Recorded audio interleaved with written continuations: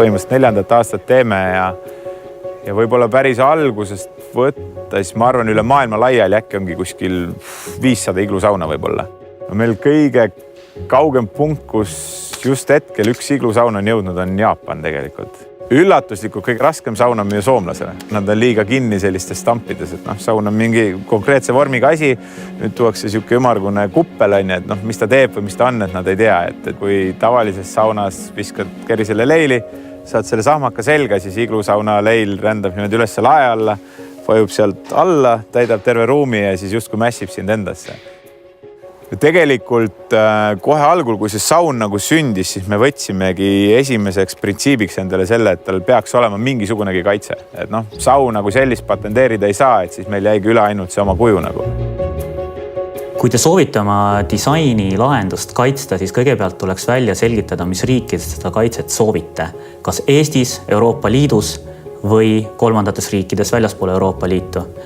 Kui te soovite oma disaini kaitsta Euroopa Liidus, tuleks teil selleks esitada avaldus Euroopa Liidu intellektuaalomandi ametisse.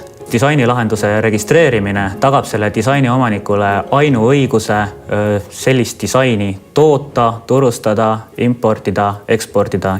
Samuti on tal õigus esitada kahjunõue siis, kui keegi on tema loomingut kopeerinud.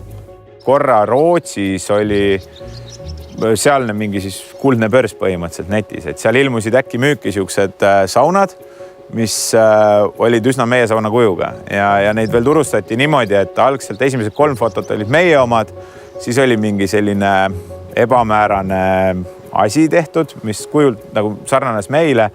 Ja siis me tõesti saatsime advokaatide poolt kirja, et kuulge, et esiteks, et katsutate meie fotosid ja teiseks, et meil on tööstusdisaini lahendus kaitstud.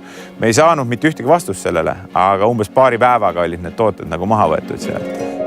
Teistpidi ta on võib-olla töötanud ka selles mõttes, et kui on vaja mõnd välispartnerit leida endale ja öelda, et kuule, meil on selline toode, meil on ka tööstusdisaini lahenduse kaitse sellel peal, et nad võtavad seda asja nagu tõsisemalt. Kui teil tekib täiendavaid küsimusi selles osas, kuidas täpsemalt kaitsta tööstusdisaini lahendust Euroopa Liidus või millised on need nõuded, siis alati on võimalik pöörduda Patendiameti poole, võite tulla koha peale konsultatsiooni, võib esitada oma küsimuse telefoni või e-kirja teel ja lisaks sellele korraldab Patendiamet ka regulaarselt vastavaid seminare.